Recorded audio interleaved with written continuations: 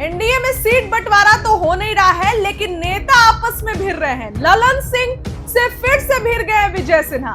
दोस्तों, ये क्या हो रहा है? ललन सिंह केंद्रीय मंत्री हैं, विजय सिन्हा भाजपा के हैं, बिहार के डिप्टी सीएम है, लेकिन दोनों का भिड़ना ही नहीं बंद हो रहा है। मैंने खबर बताई थी आपको कि विजय सिन्हा ने ललन सिंह को लेकर क्या कुछ कहा था। अब एक बार फिर से ललन सिंह ने विजय सिन्हा को लेकर तीखा प्रहार किया है और बड़ा बयान दिया है। देखिए, बताती हूँ आपको। केंद्रीय मंत्री राजीव रंजन उर्फ ललन सिंह की चर्चा राजनीतिक पृष्ठभूमि से अलग एक चिकित्सक के रूप में भी होती है। उनके बारे में कहा जाता है कि वो होम्योपैथिक इलाज करते हैं। उनके इलाज के मारे बड़े बड़े भी पनाह मांगते हैं। याद कीजिए, जब ललन सिंह राज्य के मुख्यमंत्री नीतीश कुमार से नाराज हुए और कांग्रेस की सदस्यता ले ली थी, लेकिन बाद में ऐसी स्थिति हुई कि राजीव रंजन सिंह को जदयू ने न केवल एंट्री दी, बल्कि उन्हें राष्ट्रीय अध्यक्ष तक बनाया। राजीव रंजन उर्फ ललन सिंह का होम्योपैथिक इलाज का असर है कि आरसीपी सिंह आज प्रशांत किशोर के दरवाजे दस्तक दे रहे हैं। ऐसा ही होम्योपैथिक इलाज राजीव रंजन उर्फ ललन सिंह ने एक बार फिर कर डाला। वह भी ऐसा कि एक तीर से दो शिकार कर डाला। जानते हैं ललन सिंह का होम्योपैथिक इलाज का ताजा असर। लखीसराय की पृष्ठभूमि में यह चर्चा जोर शोर से है कि अप्रोक्ष रूप से ही सही, पर ललन सिंह ने दो ध्रुव विरोधियों को के रास्ते में कांटे बो दिए। बस एक ही तीर क्या चले कि अपने हुए विरोधी उप मुख्यमंत्री विजय सिन्हा और प्रहलाद यादव को एक ही दिन में तारे दिखा दिए। लखीसराय और सूडेगढ़ा विधानसभा में ललन सिंह ने ऐसी बिसात बिछा दी कि उनके विरोधी कहे जाने वाले नेता पस्त होते दिख रहे हैं। देखिए, ललन सिंह नहीं चाहते हैं कि प्रहलाद यादव को टिकट मिले, लेकिन विजय सिन्हा उनसे वादा कर चुके हैं कि आपको टिकट देंगे। विजय सिन्हा अपनी शाख बचाने के लिए, चूंकि लखीसराय के विधायक हैं, तो सूडेगढ़ा से वो बोल चुके हैं कि हम आपको टिकट देंगे, लेकिन मुंगेर की राजनीति करने वाले ललन सिंह ने कहा है कि टिकट नहीं देंगे और इसी पर हमेशा भिड़ते रहते हैं, अशोक चौधरी से भी, ललन सिंह से भी। अब देखिए, ललन सिंह पर यह आरोप लगता है कि वो आरजेडी सुप्रीमो लालू यादव के बहुत करीबी हैं। जब ललन सिंह जदयू के राष्ट्रीय अध्यक्ष बने, तब ये चर्चा जोर शोर से राजनीतिक गलियारों में थी कि ललन सिंह आरजेडी की सरकार बनाने के लिए जदयू को तोड़ रहे थे। इनसे वादा किया गया कि तेजस्वी सीएम और ललन सिंह उप मुख्यमंत्री बनेंगे। तब आनंद फानंद में ललन सिंह को अध्यक्ष पद से हटाकर नीतीश कुमार ने अध्यक्ष की जिम्मेदारी अपने पास रखी और एनडीए की सरकार टूटने से बचाया। चर्चा है कि आरजेडी ने लखीसराय और सूडेगढ़ा विधानसभा में रणनीतिक बदलाव ललन सिंह के इशारों पर की है।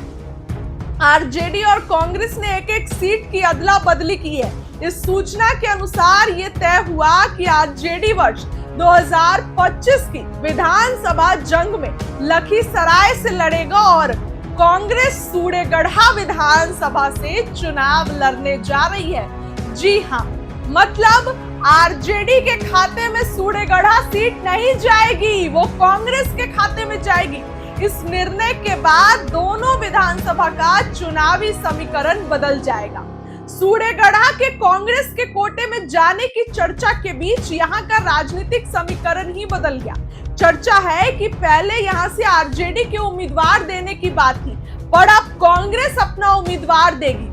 इसके लिए सुजीत कुमार को कांग्रेस की सदस्यता चुनाव के ऐन मौके पर दिलाई गई। अब इससे फर्क ये पड़ेगा कि कांग्रेस के नाम पर सवर्ण का मत मिलेगा। ये वही सुजीत कुमार है जो ललन सिंह के करीबी रहे हैं। अब इसका एक नुकसान हो गया कि प्रहलाद यादव चाहकर भी आरजेडी का टिकट नहीं ले पाएंगे।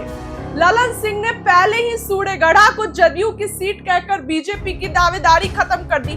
दूसरा नुकसान ये हुआ कि पूर्व लोजपा उम्मीदवार रविशंकर उर्फ अशोक सिंह के सामने भूमियार उम्मीदवार को देने का मतलब भूमियार के वोट में सिंधमारी करना। अशोक सिंह वही नेता हैं जिनकी पहले ललन सिंह से पिटती थी। अब ये दोनों एक दूसरे के विरोधी हैं। सुजीत कुमार को उतारकर भूमिहार वोट में बंटवारा का रास्ता खोल दिया। लखीसराय विधानसभा में भी उप मुख्यमंत्री विजय कुमार सिन्हा के लिए मुश्किलें बढ़ गई है। दोस्तों देख लीजिए आप, कितना बड़ा गेम खेला है ललन सिंह ने। इस बार विजय कुमार सिन्हा का मुकाबला आरजेडी के फुलेना सिंह से होगा। ये वही फुलेना सिंह है जो 2025 अक्टूबर नवंबर के विधानसभा चुनाव में विजय सिन्हा को हराया था। अपरोक्ष रूप से सही पर वर्ष 2025 का चुनाव कहीं अक्टूबर नवंबर 2005 वाला चुनाव न बन जाए। यानी कि ललन सिंह ने सबसे बड़ा खेल कर दिया। ललन सिंह ने बिहार की राजनीति में एक अलग ही जो है वो काम कर दिया। फिलहाल ललन सिंह मास्टर कहे जाते हैं ये सब चीज के। इस खबर के लिए इतना ही। इससे पूरे बिहार में पशुपालकों के लिए, किसानों के लिए बहुत लाभकारी होगा। और आप एक बात जान लीजिए कि आज जो जमालपुर में जो मिल्क प्रोसेसिंग यूनिट का जो शिलान्यास हुआ है, यह इस पूरे क्षेत्र के लोगों के लिए आने वाले समय में जो गांव में रहने वाले किसान हैं, उन किसानों के लिए बहुत लाभकारी होगा। दूध का उचित कीमत मिलेगा। गांव-गांव में सहकारिता समिति बनेगी। गांव-गांव से दूध का संग्रह होगा।